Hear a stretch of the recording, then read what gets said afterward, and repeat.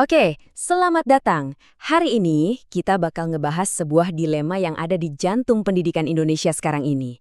Ini soal pertarungan sengit antara nilai-nilai yang diajarin di sekolah sama realitas yang dihadapi anak-anak kita begitu mereka masuk ke dunia digital. Pertanyaannya mungkin kedengeran simpel, tapi ini dalam banget. Sekolah udah kerja keras nanemin adab, nanemin cara berpikir kritis.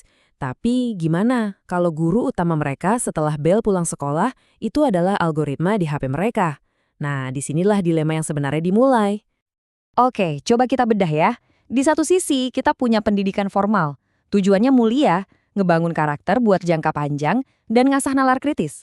Tapi di sisi lain, ada yang namanya pedagogi algoritma dari dunia digital yang tujuannya cuma satu, bikin kita betah nonton dalam jangka pendek dan ngasih kepuasan instan. Keduanya ini bukan cuma ngajarin hal yang beda, tapi tujuan dan cara ngajarnya itu benar-benar bertolak belakang. Biar kita bisa ngerti masalah ini sepenuhnya, kita bakal bahas lewat 5 bagian. Mulai dari dilemanya, terus pertentangan dua kurikulum ini, fondasi solusinya apa, arsitektur belajar yang baru kayak gimana, sampai gimana caranya kita bisa ngebangun respons yang terpadu. Yuk, kita mulai dengan bagian pertama, dilema digital pendidikan, yang bisa kita bayangin kayak sebuah benteng yang lagi dikepung. Nah, benteng ini sebenarnya udah dibangun pemerintah dengan cetak biru yang jelas banget. Namanya Profil Pelajar Pancasila. Ada 6 dimensi karakter ideal yang kita pengen tanamkan ke setiap siswa di Indonesia. Ini ibaratnya standar emas kita. Tapi ada masalahnya nih, benteng ini ternyata punya retakan dari dalam. Salah satu yang paling kelihatan adalah kesenjangan kompetensi digital di antara para guru kita sendiri. Jadi, sistem yang seharusnya ngebekalin siswa buat dunia digital, ironisnya malah masih berjuang sama kapasitas digital internalnya. Sekarang kita masuk ke inti masalahnya di bagian kedua, pertarungan buat merebutin waktu dan perhatian anak-anak kita. Coba deh kita pikirin, kita semua, termasuk para siswa, cuma punya 168 jam dalam seminggu. Gak lebih, gak kurang. Angka ini jadi kunci buat ngerti siapa yang sebenarnya paling banyak ngajar mereka. Nah, coba kita lihat perbandingannya di sini. Siswa itu ngabisin sekitar 40 jam seminggu di bawah bimbingan kurikulum formal sekolah. Tapi di luar itu, mereka ngabisin rata-rata 28 jam, bahkan bisa lebih di dunia maya, di bawah pengaruh kurikulum yang sama sekali beda. Pertanyaannya, kurikulum mana yang akhirnya lebih dominan ngebentuk mereka? Nah, inilah yang kita sebut kurikulum bayangan. Dan jangan salah ya, ini bukan cuma soal hiburan loh. Ini adalah sebuah kekuatan pengajar yang nyata yang digerakin sama algoritma. Tujuannya bukan buat numbuhin karakter, tapi buat memaksimalkan perhatian dan nyari validasi sosial. Dan dampaknya? Wah, ini langsung kerasa banget. Kurikulum bayangan ini secara sistematis menggerus nilai-nilai yang susah payah dibangun sekolah. Kejujuran jadi terkikis sama gaya hidup palsu, empati jadi tumpul karena cyberbullying dianggap biasa, dan kemandirian diganti sama rasa butuh terus-menerus sama validasi dari orang lain. Dan ini bukan lagi omong kosong atau teori doang.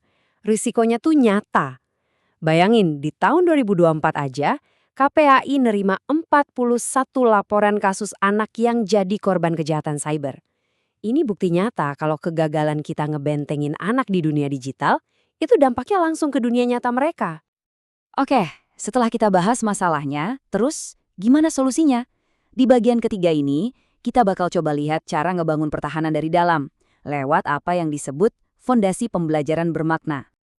Buat ngelawan kurikulum bayangan, kita butuh fondasi pendidikan yang lebih kuat. Ada 3 prinsip inti yang bisa kita pegang. Pertama, pembelajaran itu harus berkesadaran, artinya bikin siswa sadar sama proses belajarnya. Kedua, harus bermakna, jadi apa yang dipelajari itu nyambung sama dunia nyata mereka. Dan ketiga, harus menggembirakan, biar belajar itu jadi pengalaman yang asik, bukan beban. Prinsip-prinsip tadi kedengarannya bagus ya, tapi kan itu cuma filosofi. Nah, di bagian keempat ini, kita lihat gimana arsitektur belajar di era digital bisa jadi alat buat nerapin prinsip-prinsip itu. Jadi kuncinya itu bukan soal punya teknologi canggih, tapi gimana kita pakainya secara strategis.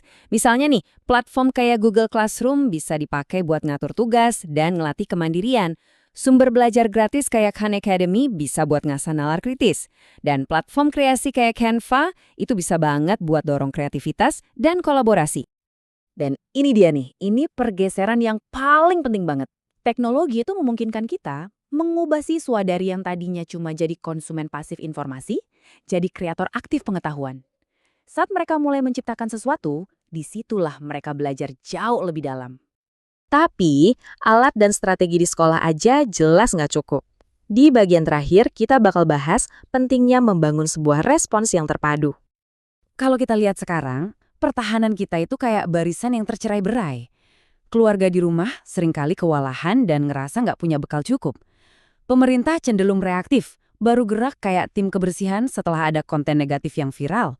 Dan sekolah, walaupun udah proaktif, sering banget kekurangan sumber daya. Semuanya ngadepin badai yang sama, tapi jalannya sendiri-sendiri. Solusinya, ya kita harus bikin sebuah ekosistem yang nyambung satu sama lain. Sekolah perannya memperdayakan siswa dan orang tua. Keluarga mendampingi anak dengan bekal yang cukup. Dan pemerintah, bareng platform digital, harus bikin regulasi yang proaktif. Jangan nunggu ada korban dulu baru bertindak. Pada akhirnya, ini semua butuh semacam kontrak sosial baru di era digital.